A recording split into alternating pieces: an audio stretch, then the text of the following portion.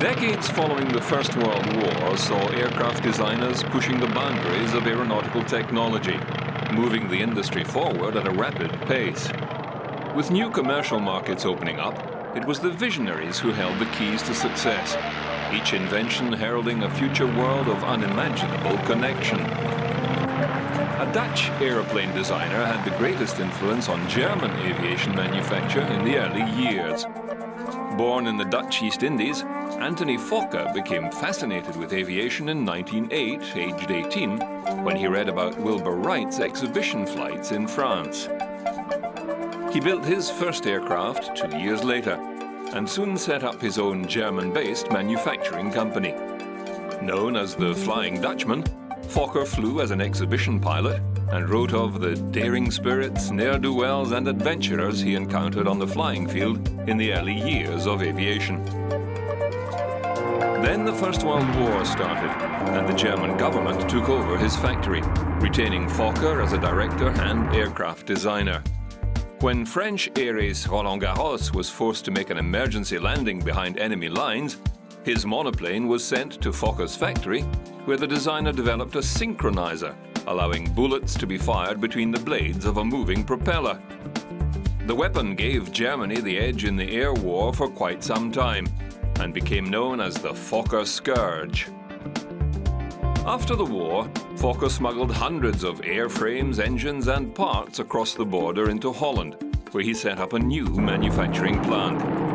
His most successful aircraft was the Fokker F7, an 8 to 12-seat airliner that proved very successful for long-distance passenger travel. Built first as a single-engined, high-winged monoplane, Fokker and Dutch airline KLM used the early incarnations of the F7 to test various technologies, such as different engines and new tail fins. Aeroplane manufacture was moving from an era when designers often built their own inventions to a time when the level of complexity required specialist engineers and mechanics. Fokker hired a team of 6 university-educated engineers to redesign the F7 into the best airliner in the world. The team kept the fuselage the same, concentrating on reworking the wings and undercarriage. Bertus Grazé simplified the undercarriage design, attaching just one main strut from each wheel to the main spar. Rubber rings in the main struts absorbed the shock of bouncing across grass airfields. A more rounded, horizontal stabilizer was developed, and the pilot could adjust the stabilizer while in flight, making it much easier to trim the aeroplane correctly. On the 12th of March 1925, the F7A made its first flight, powered by a 420 horsepower Packard Liberty engine. In the weeks following its launch, pilot Grazé set several endurance records. At a public display, he impressed reporters and industry representatives with the ease of his aerobatic maneuvers.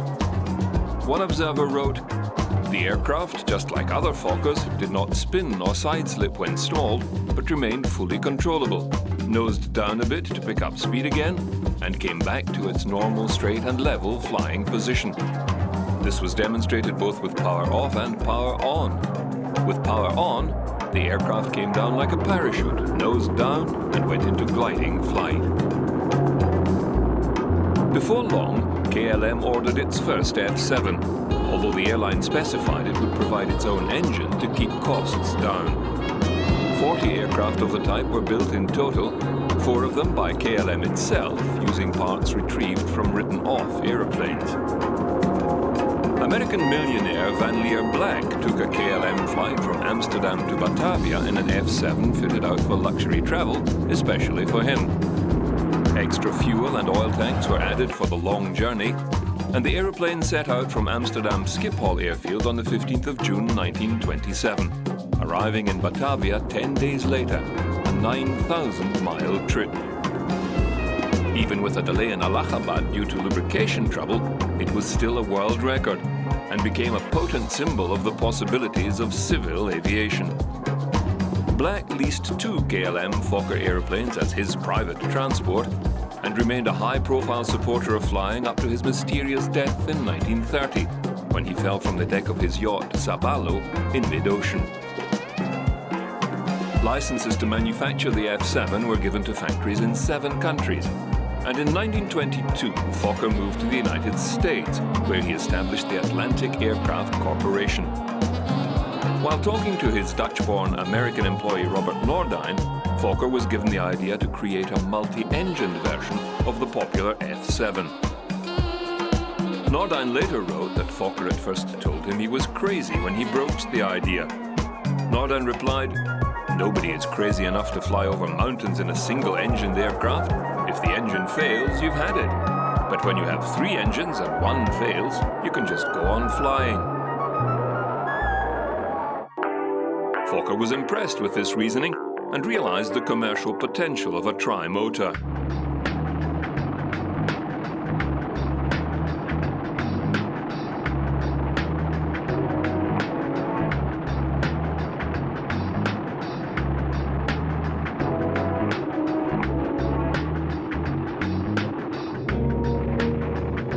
As well as becoming a popular choice for emerging airlines from Europe to the United States, the F7 trimotor was flown by many pioneer aviators when they set flying records. Amelia Earhart, Charles Kingsford Smith and Richard Byrd were among the greats who used a Fokker trimotor when they embarked on their risky quests. The Fokker 7 remained a staple of the airline industry until 1931, when a trimotor crashed, killing 8 people, including star football coach Knut Rockne. An investigation revealed that the accident was caused by a structural defect, and all airlines removed the trimotor from service. Fokker concentrated on military aircraft until his premature death at the age of 49 from meningitis. The Fokker 12 was another trimotor created for KLM, with 8 ordered for the Amsterdam-Batavia route. After its first flight in December 1930, the airliner went into service on the 5th of March 1931, taking up to 18 passengers on their 10-day flight to the East Indies in unprecedented comfort. 6 seats could be folded out and used as beds. The 3 456 horsepower Bristol Jupiter radial engines were later replaced with Pratt & Whitney Wasp-C radials. The beautiful 4-engined F-36, dubbed Arendt, was unfortunately superseded by metal airliners soon after its debut in 1934. Powered by 4 Wright Cyclone radial pistol engines, the aeroplane could carry 32 passengers and 4 crew.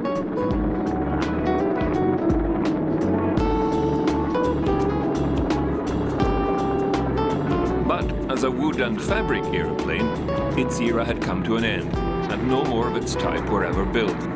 The Arendt survived the Spanish Civil War to fly with Scottish Aviation before entering service with the RAF as a wireless and navigator training craft in World War II. A crash landing in 1940 damaged it beyond repair.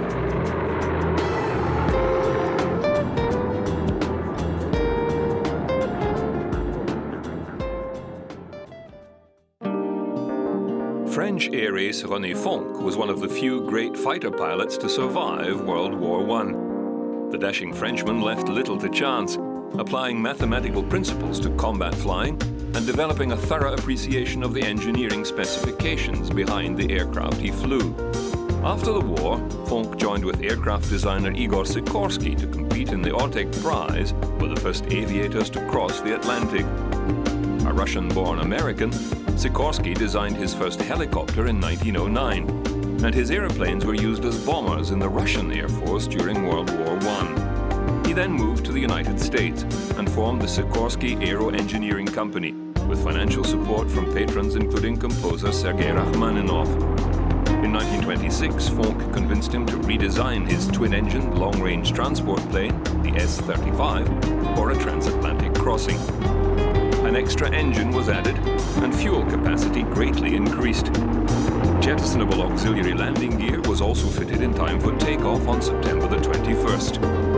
On board the aeroplane were pilot Fonck, co-pilot Lawrence Curtin, radio operator Charles Clavier, and Sikorsky mechanic Jacob Islamov. No expense was spared, and the team received publicity for the lavishness of their preparations. The New York Times reported on August the 16th, "A hot dinner cooked in New York will be eaten in Paris some 2 days later," it was announced last night, if the plans for the transatlantic non-stop flight of Captain René Fonck, French war ace, and his associates go through as planned. The dinner will be prepared by chefs of the Hotel McAlpin.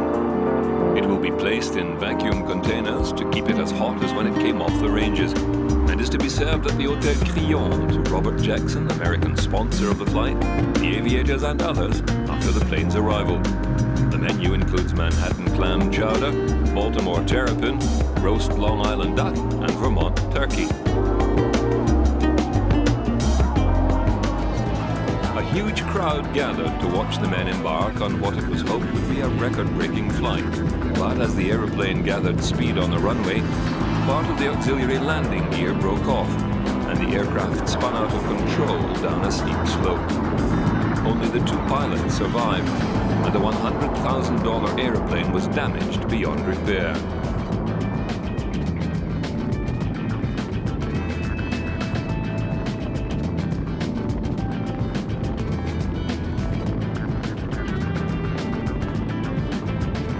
The following year, Charles Lindbergh won the prize.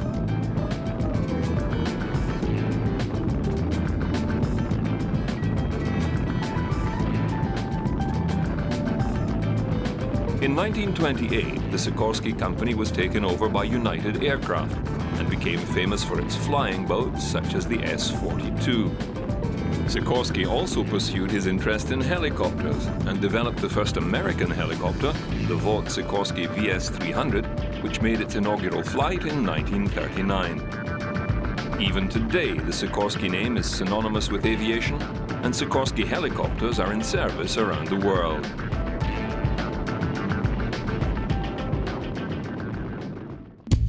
Another important aviation company was Junkers & Co., a major German aircraft manufacturer.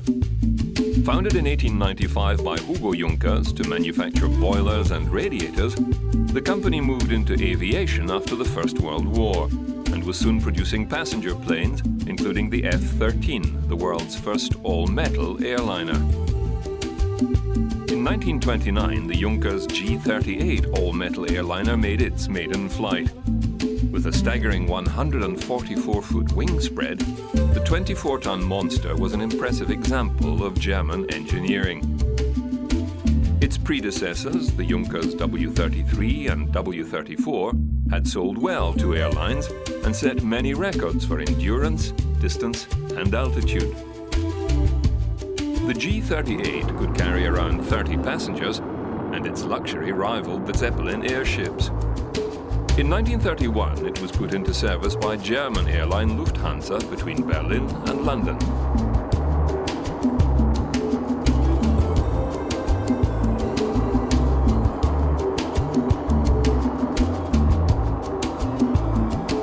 A second aircraft was flown between Berlin, Hanover, Amsterdam, and London.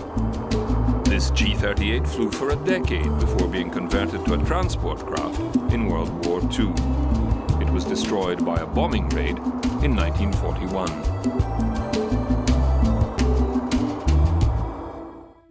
One of the most memorable figures in American aviation was eccentric businessman and airplane designer Howard Hughes. The noted playboy had a string of glamorous Hollywood girlfriends, including Katharine Hepburn and Ava Gardner, and made several successful movies. One of the most expensive was Hell's Angels, a war film focusing on World War I flyers. Hughes set several world speed records, often in aeroplanes of his own design, including the Hughes H-1 Racer. of aviation unless... In 1938, he took just 3 days and 19 hours to fly around the world in a Lockheed Super Electra, breaking the previous record by more than 4 days. Unfortunately, not all airplane designers were successful in their endeavors. Ohio-born pilot and designer Leonard Bonney flew exhibition flights for the Wright brothers in the early years of aviation. In 1914, he survived an accident in Pennsylvania when the elevator on his aircraft broke loose, causing the plane to plunge 1,200 feet before crash landing. Miraculously, Bonney escaped the flames without even a broken bone. Sadly, he was not so lucky during the test flight of his personally designed Bonney Gull. He tested his design in wind tunnels and was satisfied that it was ready to fly on the 4th of May 1928, despite the protests of family and friends. Bonney took off, but the Gull wobbled and flailed, plunging into the ground, killing the inventor instantly. Bonney had begun building the airplane in 1925 and designed it with revolutionary duraluminum gull-like folding wings and a side-by-side cockpit. He modeled the aircraft on seagulls, believing that birds held the secret to aerodynamic principles. The angle of the wing could be varied, as could its dihedral and the sweep of the outer sections. Another inventor who was fascinated with birds in flight was Washington-born Lyman Gilmore. The eccentric inventor was well known for his luxuriant long locks and flowing beard, the result of a bet with his brother. Gilmore swore he would not cut his hair or shave his beard until Williams Jennings Bryan was elected president, thus keeping his hirsute appearance until he was 74, upon which it was shaved off on his deathbed by hospital staff. He also wore a trench coat in all weather, claiming it staved off infections. Gilmore's first aircraft was an 18-foot glider he built in the 1890s that flew when towed by a horse. Unfortunately, he had borrowed his employer's horse without asking, and when the glider rose over it, the horse bolted in fright. Gilmore was subsequently fired and moved to Grass Valley, California, where he worked on his next contraption, a 32-foot steam-powered flying machine that Gilmore claimed to have flown in 1902, a year before the Wright brothers' successful flight at Kitty Hawk. However, he had no witnesses to the event, and most people were dubious that the heavy flying machine was capable of leaving the ground.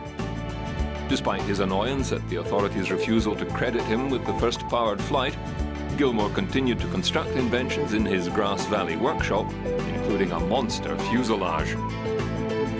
Although he did not go down in the annals of aviation history as the world's first powered flyer, on March the 15th, 1907, Gilmore did open America's first commercial airfield. The following year, Gilmore built two relatively sophisticated flying machines. The small monoplane could only fly in small hops, although some have speculated that a skilled pilot could have coaxed it to cover longer distances. The large aeroplane was a fascinating prototype that foreshadowed the design of later passenger planes. It featured a closed cabin fuselage and weighed more than 1,600 pounds. While there is scant evidence about the actual flights made by Gilmore's aeroplanes, a local newspaper referred to Gilmore as a full-fledged aviator who made a flight without breaking his neck. In the years following the First World War, Gilmore hired barnstormers to stage flying displays at his aerodrome. He displayed his own inventions in the hangars for public exhibition. Sadly, these amazing machines were lost in a 1935 fire that burned the hangars to the ground. While the fire was classified as an accident, there was a rumor that it had been deliberately lit by someone aggrieved that Gilmore had shot his dog. After the fire, Gilmore lost interest in aviation and pursued a mining venture until his death, aged 74. In his will, he requested his executors distribute his estate in such a manner as will promote the knowledge and science of mechanical engineering.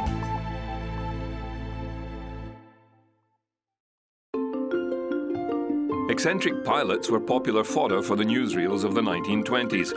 This entertaining piece shows pilot Major L.P. Openshaw taking his new bride, Jean, on their honeymoon in a Westland widgeon. The light two-seater monoplane was designed in 1924 in response to a British Air Ministry competition that aimed to encourage the development of cheap private aeroplanes. British manufacturer Westland Aircraft produced two designs for the competition, a biplane and the Widgeon Parasol monoplane. The Widgeon was made from mixed steel tube and wood, with wooden parasol wings that folded for easy storage. Unfortunately, the prototype crashed at the competitive trials due to an underpowered engine. Nevertheless, Westland continued working on the monoplane, adding an Armstrong-Siddeley-Genet engine. During the early years of aviation, competitions were used to stimulate the development of aircraft design. In 1924, the British Air Council offered a prize for the best two-seater airplane. The Parnell Aircraft Company came up with the quirky Pixie 3A, a tiny biplane with foldable wings, powered by a 32-horsepower British Cherub 3 engine. The company also manufactured a monoplane version. However, neither aeroplane performed well in the competition, both being forced down with engine trouble. It wasn't until 1926 that the Pixie 3 redeemed itself, coming fourth in the Lympne trials. Another fast, agile aeroplane was the U-12, designed by Hans Hermann in 1925 for German flyer Ernst Udet's aircraft company. Udet was a German air ace second only to the Red Baron. Like so many fighter pilots, he struggled to find work after the war, turning to aerobatics, air racing, and aerial film work to make a living. In 1933, Udet brought his U-12B Flamingo Special to the United States, where he performed thrilling stunts in front of huge crowds gathered for the international air races.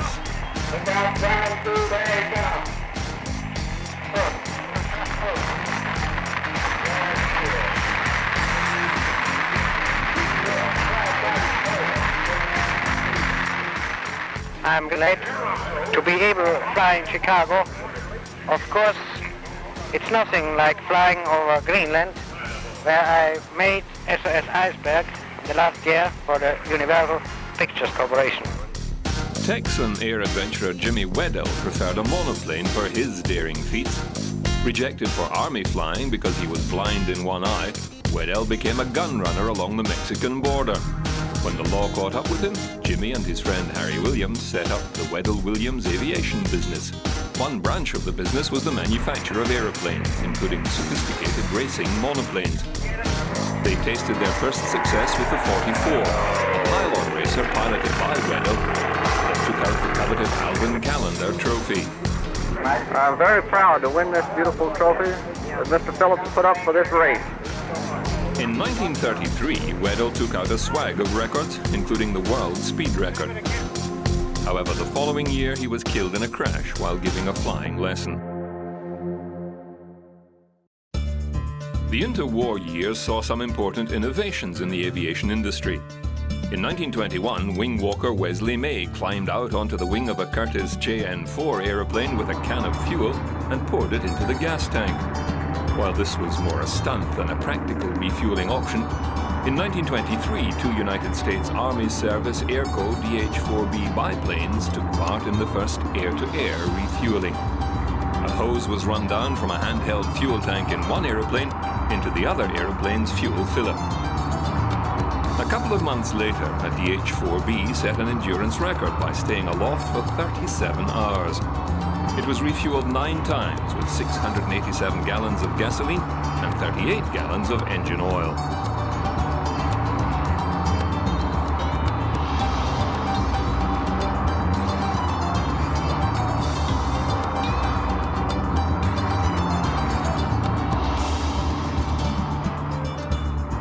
In 1929, the Spokane Sun God, a Buell CA-6 Sesquiplane, made the first non-stop transcontinental round-trip flight.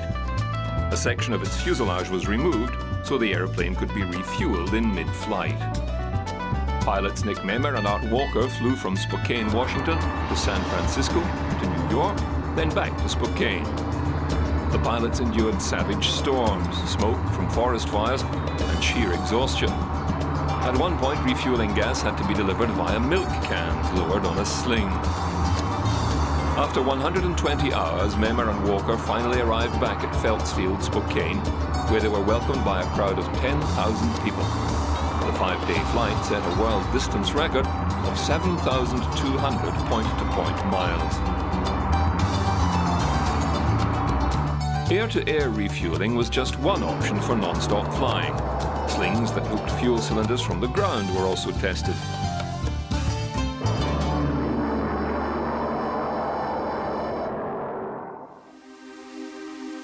German designer Alexander Lippisch was noted for his innovative prototypes.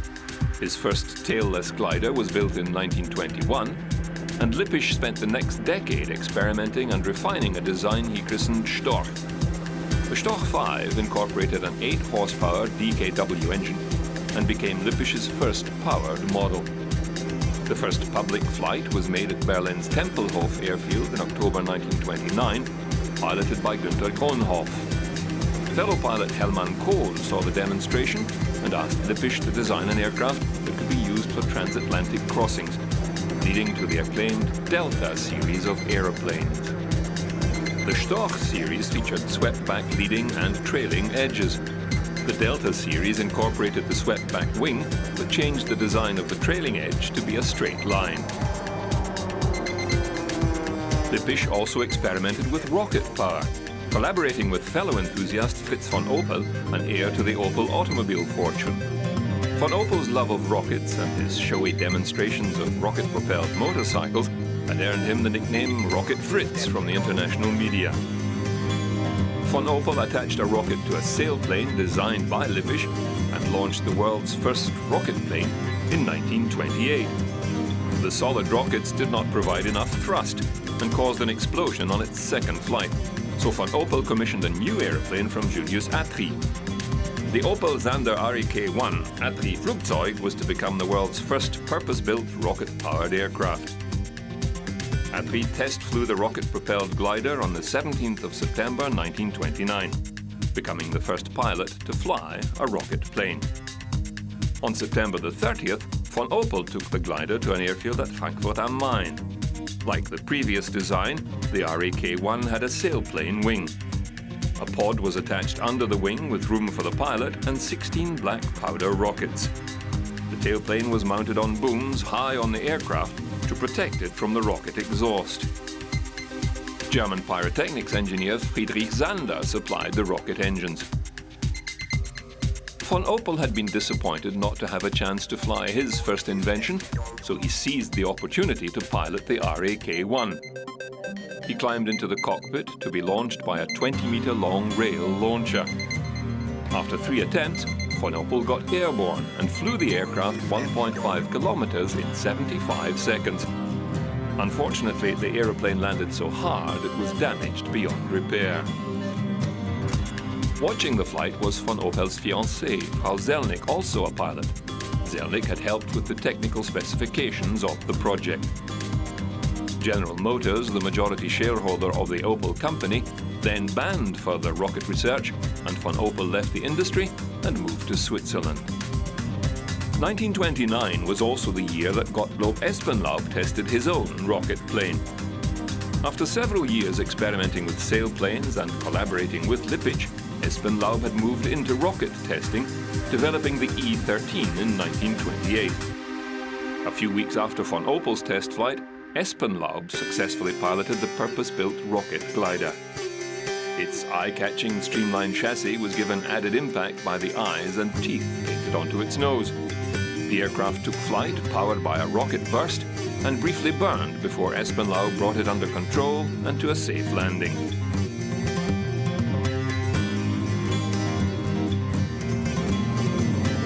Soon afterwards, Espenlaub piloted the LF-5 monoplane created by Swiss designer Alexander Soldenhoff. Like all test flights of the era, it was a risky venture. One German newspaper wrote, "Our grandchildren, when they see a museum exhibit entitled 'Aircraft from the First Half of the 20th Century,' will shake their heads at our courage."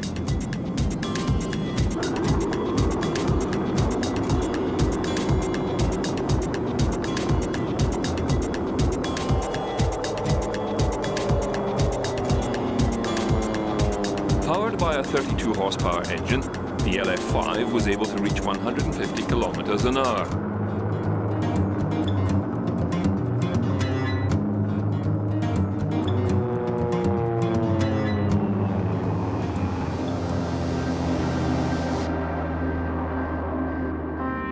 With its fast speed and streamlined design, the LF5 was a little more practical than another experimental airplane of the era, the rubber plane. Its single propeller was precariously mounted on the wing that swayed over a cigar-shaped body containing the tiny cockpit.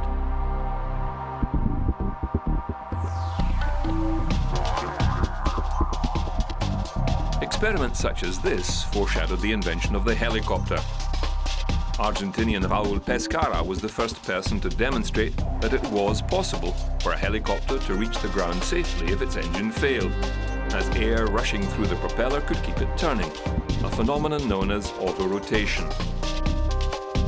Of all his prototypes, the number 3 helicopter was the most successful, making 10-minute flights by 1924. It was the first flyable helicopter with collective and cyclic controls. Another helicopter pioneer was Frenchman Etienne Eumichen, whose aircraft set the first helicopter distance record recognized by the Fédération Aéronautique Internationale. He added a balloon to the machine to give the twin-rotor helicopter enough lift to fly. He was also the first to fly 1 kilometer in a closed circuit, a feat that took 14 minutes and elevated him to an altitude of 50 feet.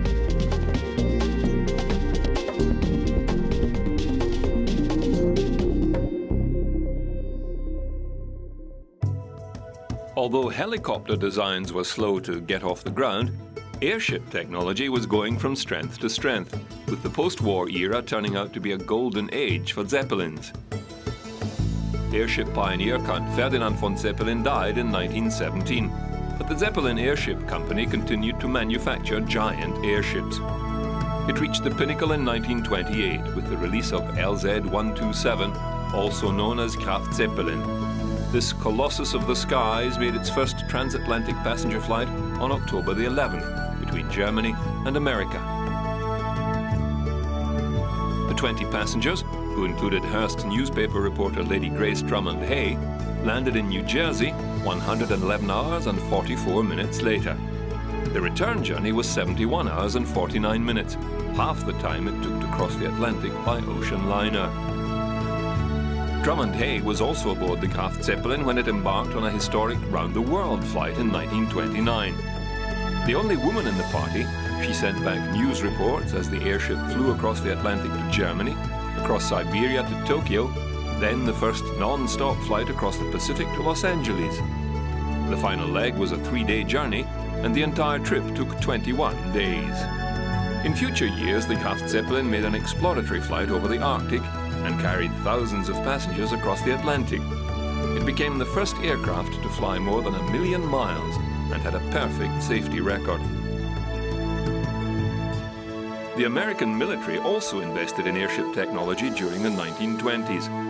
The airship Los Angeles was built in Germany as part of a war reparations deal and arrived in the United States in 1924.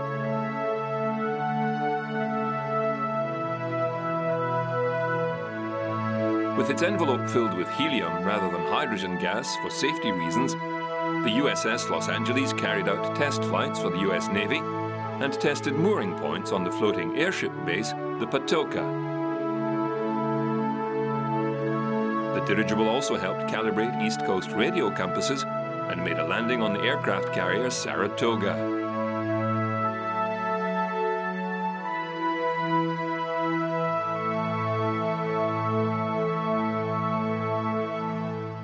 The U.S. Army Corps built its own airships in the 1920s, including TC-3, a non-rigid blimp.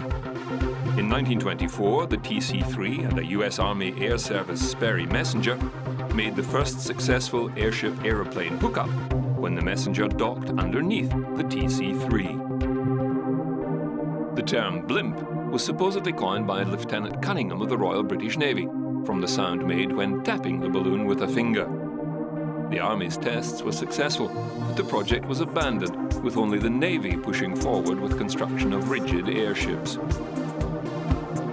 Despite the catastrophic failure of airship R-38 during maneuvers in 1921, Britain forged ahead with airship design.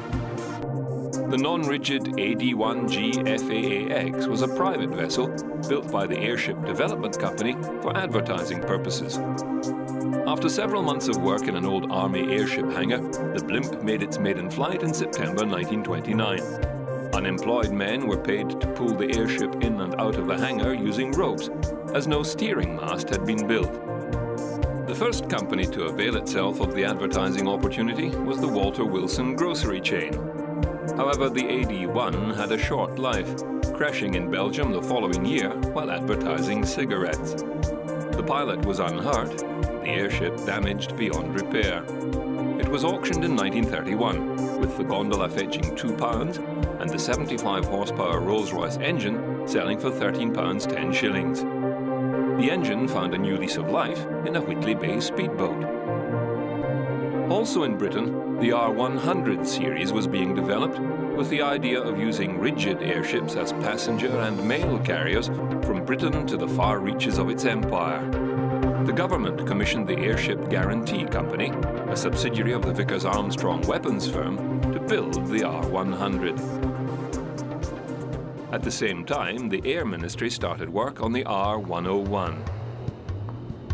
The R100 team included aircraft engineer Barnes Wallace and senior stress engineer Neville Shute Norway, later to find fame as the author of adventure novels. Working in the wilds of Yorkshire, the team faced many practical difficulties, from lack of skilled workers to icy cold weather and a limited budget. However, the engineers overcame the problems and came up with ingenious solutions, such as a frame made from only 11 standardized components fitted into a non-rectilinear framework. Wiring was color-coded for the first time.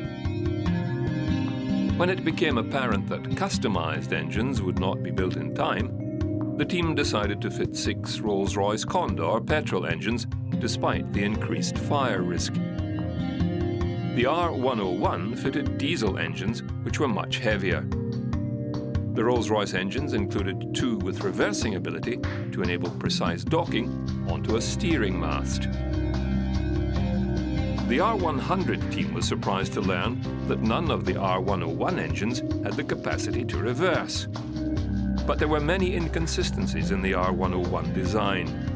The Air Ministry changed the original design from a safety factor of 2 to a safety factor of 3. This strengthened the structural framework while overloading the airship by 20 to 30 tons.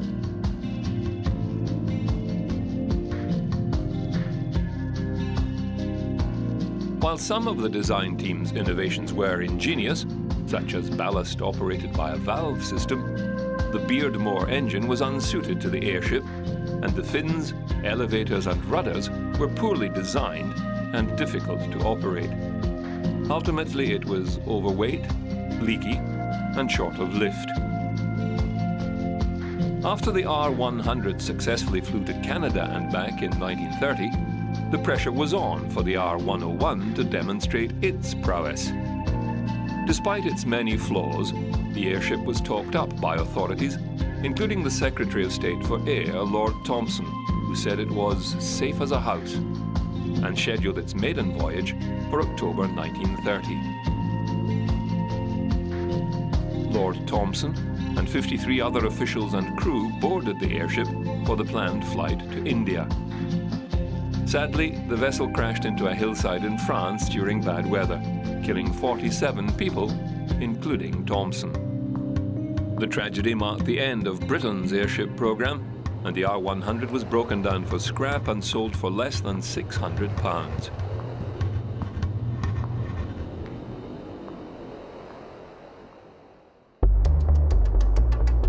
The US Navy also had its share of airship disasters, with the USS Akron crashing off the New Jersey coast in 1933.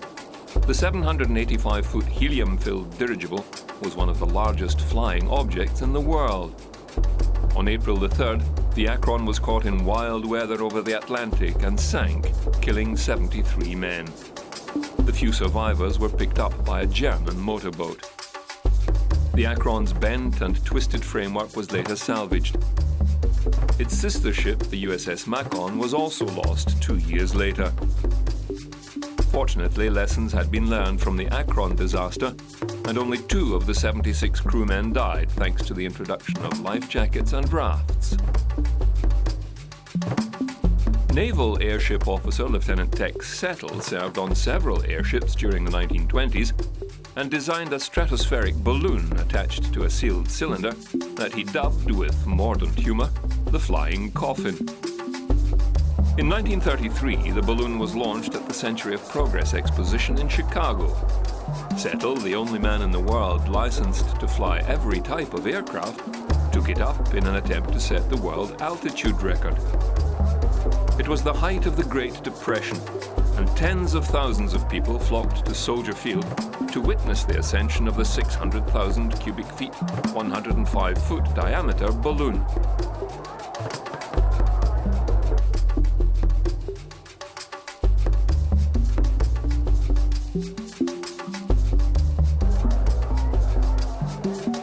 But trouble struck when the gas release valve failed to work properly. Settle was forced to make a spectacular crash landing on nearby railway tracks, rather than release clouds of hydrogen gas that could have endangered the spectators. Just a few weeks later, the Soviet balloon Stratostrat took out the record. The 1930s saw intense competition between aeroplanes and airships for dominance in the commercial aviation industry. And the Germans were ahead of the field in airship design with their gargantuan transatlantic liners. The mightiest of them all was the Hindenburg, a luxury vessel accommodating up to 50 passengers over 2 decks. On the upper deck, its wealthy passengers could promenade along 2 walkways, gazing out through huge windows at the panorama below.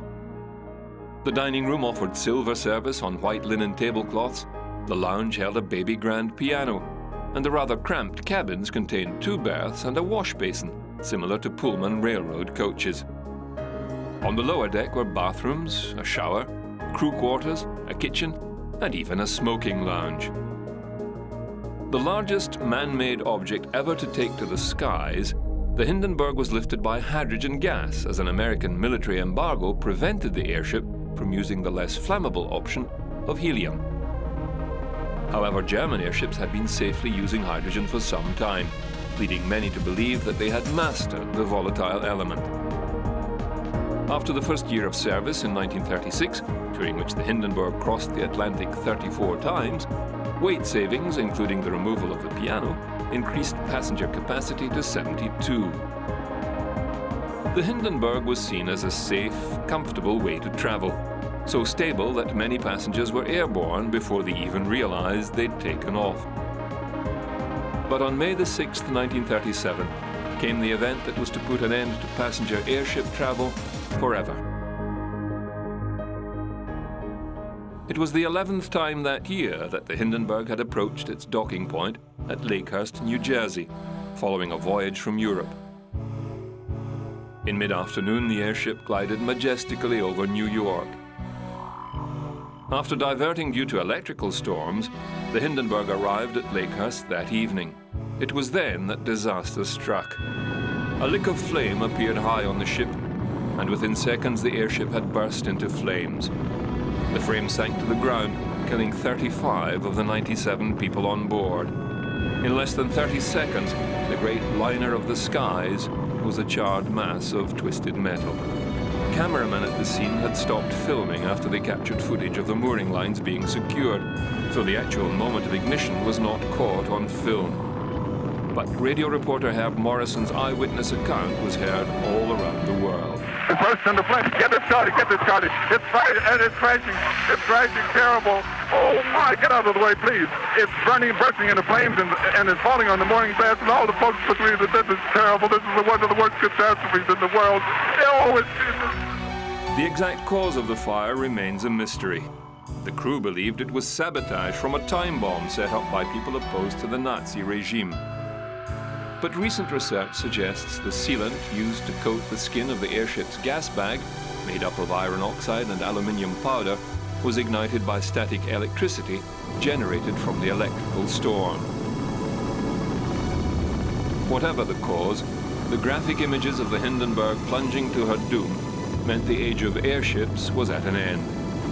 The other passenger liners were grounded, and aeroplanes took the ascendancy. Throughout the 1920s, designers had been improving aeroplanes. Following on from the giant biplanes flown in the final years of the war, the creation of even more powerful engines meant aeroplanes were growing ever bigger. The largest single-engine aircraft was the British Blackburn Napier Cabarrus, whose wings stretched an impressive 88 feet from end to end. The aeroplane flew a weight of 9 tons thanks to its 1,000 horsepower, 16-cylinder, water-cooled X-type engine. Seen alongside the puny 1909 Antoinette monoplane flown by Hubert Latham, the Blackburn Napier demonstrated just how far aviation had come in less than 20 years. The Royal Air Force used the Cabarrus as a testing craft during the 1920s.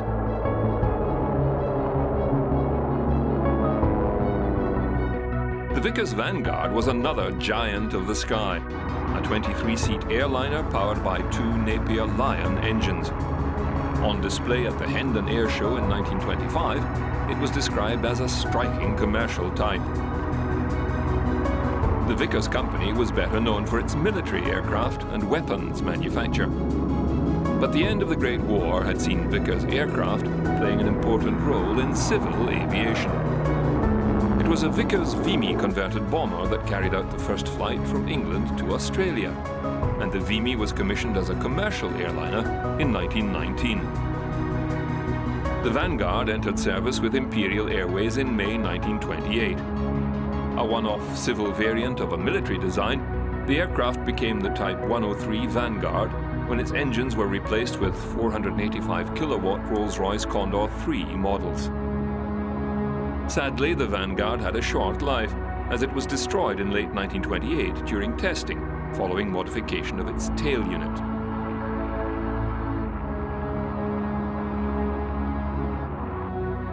France's Farman Aviation Works also produced a number of big aeroplanes, including the F-180 Oiseau Bleu, a distinctive twin-engined biplane with the capacity to carry 24 passengers.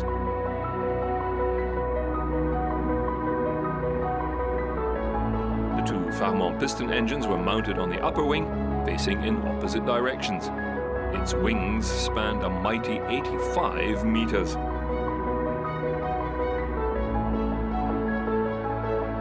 The aeroplane was originally intended to operate non-stop from Paris to New York, but Farman decided to keep its 3 F-180s and used them as company planes for several years.